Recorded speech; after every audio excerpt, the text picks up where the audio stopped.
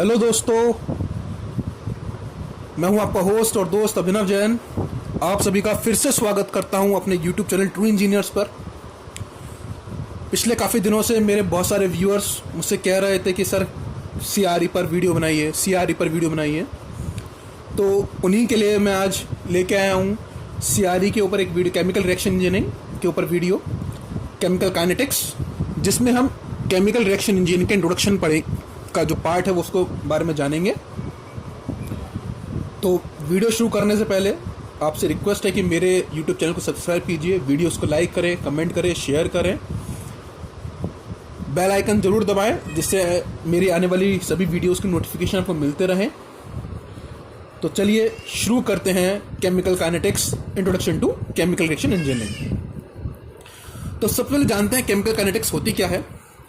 Chemistry की वो branch जो किसी केमिकल रिएक्शन के रेट और स्पीड को डील करती है, यानी कि किस रेट से किस स्पीड से केमिकल रिएक्शन हो रही है, उसे केमिकल काइनेटिक्स कहते हैं।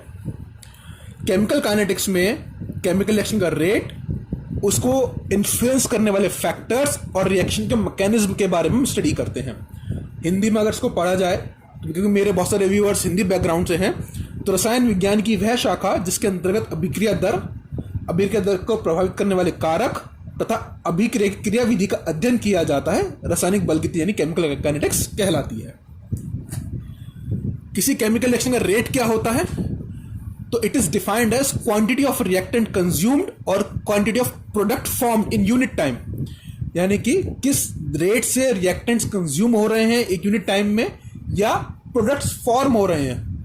दोनों ही तरह से हम केमिकल रिएक्शन के रेट को हम दर्शाते हैं कि एकांक समय में अभिकारक या उत्पाद की सांद्रता यानी कि कंसंट्रेशन में चेंज हो रहा है, उसकी दर को रेट ऑफ रिएक्शन, अभिक्रिया की दर कहते हैं।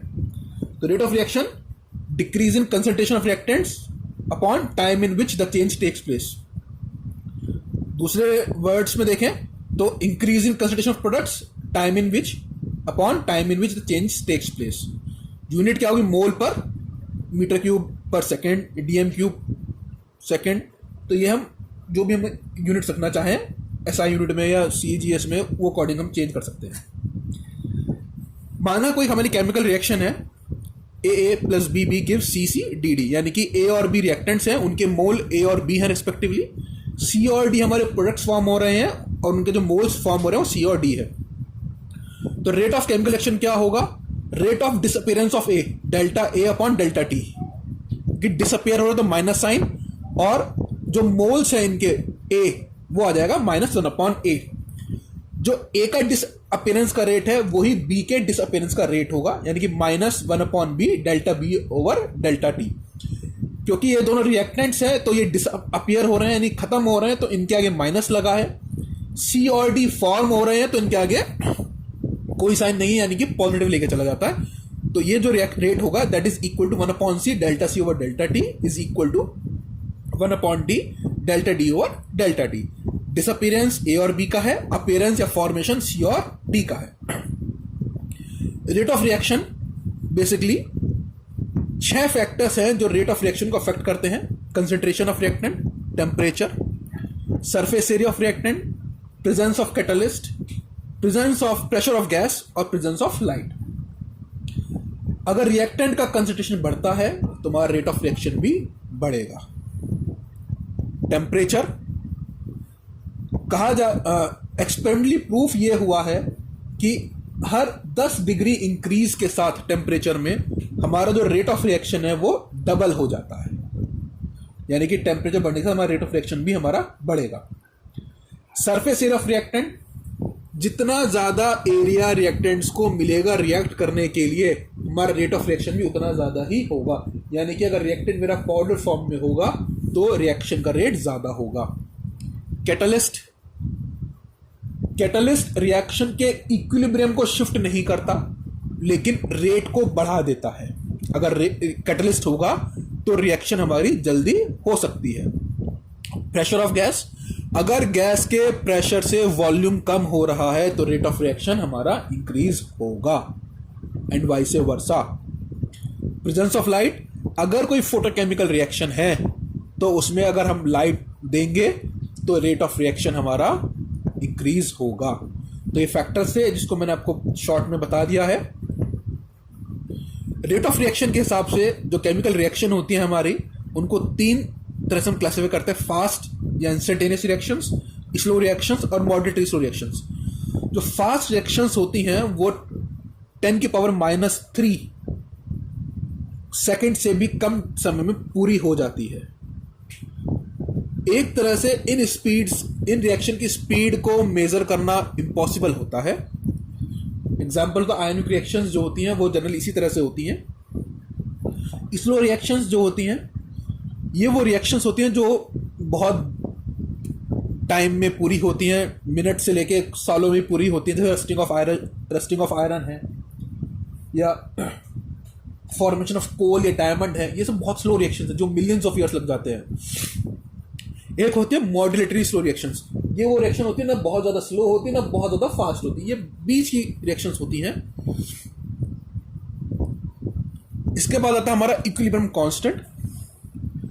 तो फॉरवर्ड रेट कांस्टेंट और बैकवर्ड रेट कांस्टेंट का जो रेशियो होता है उसे हम इक्विलिब्रियम कांस्टेंट कहते हैं। यानी कि फॉरवर्ड रिएक्शन का जो रेट कांस्टेंट है और जो बैकवर्ड रिएक्शन का रेट कांस्टेंट है, उनका जो रेशियो होता है उसे हम इक्विलिब्रियम कांस्टेंट कहते हैं। इसे हम Kc से डिनोट करते हैं। हमने रिएक्शन वही मानी, AA + BB gives CC + DD। तो जो फॉरवर्ड रिएक्शन रेट क्या होगा, concentration of C raise to the power उसका जो मोल्स है C into concentration of D raise to the power उसके मोल्स। बैकवर्ड रिएक्शन का रेट क्या होगा, concentration of A raise to the power उसके जो मोल्स हैं into concentration of B raise to the power उसके जो मोल्स हैं। तो हमारा इक्विलिब्रियम कांस्टेंट क्या होगा, K1/K2 हमने ये दिखाया। तो Kc हमारा हो जाएगा C into D upon AAB। Kc हमारा इक्विलिब्रियम कांस्टेंट है। C दैट रिप्रेजेंट कर रहा है कि K जो हमारा है वो कंसंट्रेशन के टर्म्स में है। स्क्वायर ब्रैकेट शो कर रहे हैं कंसंट्रेशन। स्क्वायर ब्रैकेट लगाने का मतलब ये है कि हम कंसंट्रेशन की बात कर रहे हैं, और जो सफिक्स जो उनके ऊपर पावर्स लगी हैं C, D, A और B, वो जो एक बैलेंस्ड केमिकल इक्वेशन में रिएक्टेंट से आगे नंबर्स हैं, ये वो हैं। अब बात करते हैं रेट लॉ एक्सप्रेशन की। रेट लॉ कैसे लिखा जाता है। केमिकल रिएक्शन हमने मानी कि AA + BB गिव्स प्रोडक्ट्स। तो जो रेट होगा वो प्रोपोर्शनल होगा, वो समानुपाती होगा A के concentration raise to the power उसके जो मोल्स होंगे इंटू B का concentration raise to the power उसके जो मोल्स होंगे। जब हम ये प्रोपोर्शनल साइन हटाते हैं तो इसमें हम K लगाते हैं। ये क्या हुआ है हमारा, ये हमारा कांस्टेंट है। लेकिन एक्सपेरिमेंटली ये पता चला, ये ज्ञात हुआ कि जरूरी नहीं कि जो हमने पावर A और B लगाई है, जो इनके मोल्स हैं, एक्चुअल में यही मोल्स हमारे कंसंट्रेशन टर्म्स में हो। ये चेंज भी हो सकते हैं, इसलिए इनको हमने आर्बिटरी X और Y से डिनोट किया। नीचे देखिए हमने क्या करा, rate is proportional to concentration of A और उसकी कोई पावर X और इनटू कंसंट्रेशन ऑफ B उसकी पावर कोई Y। ये जरूरी नहीं है कि जो मोल्स हैं उसके बराबर ही हो भी सकते हैं और नहीं भी। एक्स्ट्रा एक्सपेरिमेंट्स में पता चला है। तो हमने A और B हटा के अब X और Y लिया है। तो रेट क्या हो गया हमारा, K कंसंट्रेशन ऑफ A की पावर X इंटू B का कंसंट्रेशन उसकी पावर Y। A और B मोलर कंसंट्रेशन A और B के, और K क्या है हमारा, रेट कांस्टेंट या वेलोसिटी कांस्टेंट है। तो इस एक्सप्रेशन को जो हमारा है rate is equal to K A की पावर X इंटू B की पावर Y, इसे हम रेट लॉ कहते हैं। तो रेट कांस्टेंट क्या हुआ, जो ऊपर एक्सप्रेशन हमने पढ़ा है अभी, उसमें जो K है वो रेट कांस्टेंट है, वेलोसिटी कांस्टेंट है। तो रेट कांस्टेंट को डिफाइन कर सकते हैं कि अगर A और B दोनों का कंसंट्रेशन यूनिटी हो जाए तो rate constant is equal to the rate of reaction. Rate constant की कुछ कैरेक्टरिस्टिक्स होती हैं, कुछ प्रॉपर्टीज होती हैं। अगर रेट कांस्टेंट की वैल्यू ज्यादा होगी तो रिएक्शन फास्ट होगी। हर रिएक्शन का रेट कांस्टेंट की वैल्यू अलग होगी अलग टेम्परेचर पर, यानी कि टेम्परेचर के साथ रेंज कांस्टेंट की वैल्यू चेंज करेगी। एक सेम रिएक्शन की वैल्यू भी टेम्परेचर के साथ रेट कांस्टेंट चेंज होगा। जैसे कोई रिएक्शन है, अगर एक पर्टिकुलर टेम्परेचर पर उसका रेट कांस्टेंट K है, तो उसी रिएक्शन का किसी और टेम्परेचर पर रेट कांस्टेंट K1 हो जाएगा, यानी कि टेम्परेचर के साथ सेम रिएक्शन का रेट कांस्टेंट भी चेंज होगा। रेट कांस्टेंट जो होता है वो कंसंट्रेशन ऑफ रिएक्टेंट पे डिपेंड नहीं करता। ये कैरेक्टरिस्टिक्स है रेट कांस्टेंट की।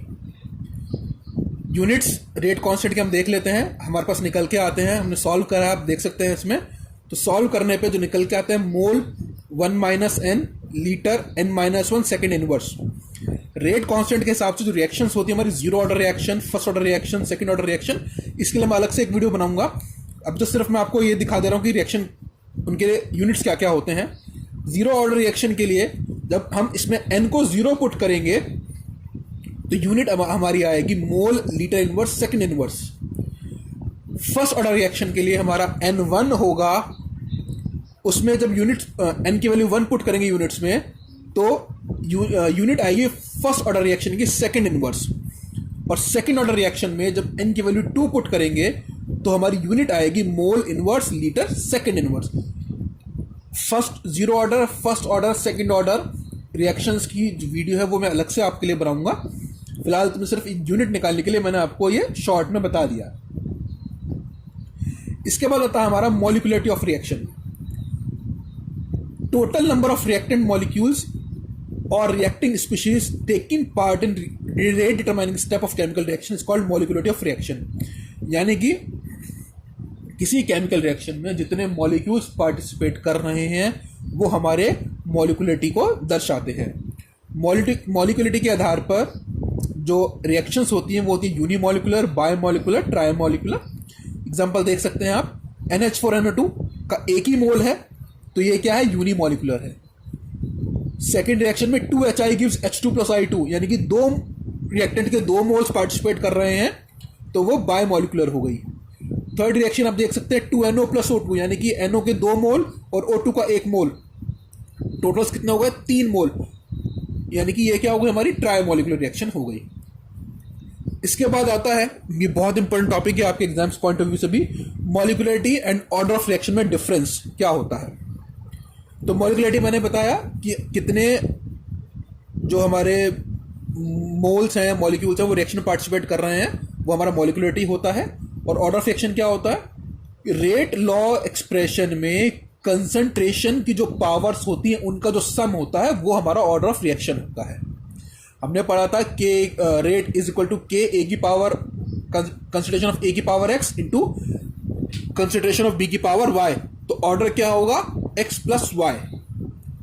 मॉलिक्यूलरिटी एक थ्योरेटिकल कॉन्सेप्ट है, लेकिन जो ऑर्डर ऑफ रिएक्शन है वो एक्सपेरिमेंटल क्वांटिटी है, इसको हम थ्योरेटिकली नहीं बता सकते।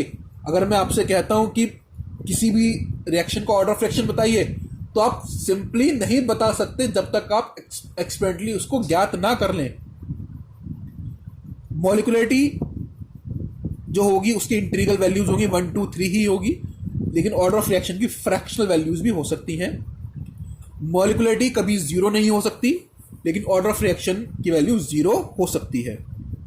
मॉलिक्यूलरिटी कभी भी रिएक्शन मैकेनिज्म के बारे में कोई इंफॉर्मेशन नहीं देती, लेकिन ऑर्डर ऑफ रिएक्शन में जो स्लोएस्ट स्टेप होता है वो हमें रिएक्शन मैकेनिज्म के बारे में इंफॉर्मेशन प्रोवाइड कराता है। दोस्तों, ये थी video basics of chemical reaction engineering, chemical kinetics के ऊपर। इसमें हम नेक्स्ट वीडियो में जो थ्योरीज है chemical reaction, rate of chemical reactions के बारे में जानेंगे। उम्मीद है आपको जो बताया वो समझ में आया होगा। किसी को कोई डाउट है तो मुझे कमेंट सेक्शन में कमेंट कर सकता है। मेरे चैनल को सब्सक्राइब कीजिए और बेल आइकन जरूर दबाएं, जिससे आने वाली वीडियोस को नोटिफिकेशन आपको मिलते रहे। आपसे गुजारिश है कि वीडियो को लाइक कीजिए, कमेंट कीजिए, शेयर कीजिए, जिससे ये वीडियो सभी बच्चों तक पहुंचे जिनके पास साधन नहीं है पढ़ने के लिए। Thank you, thanks for watching this video.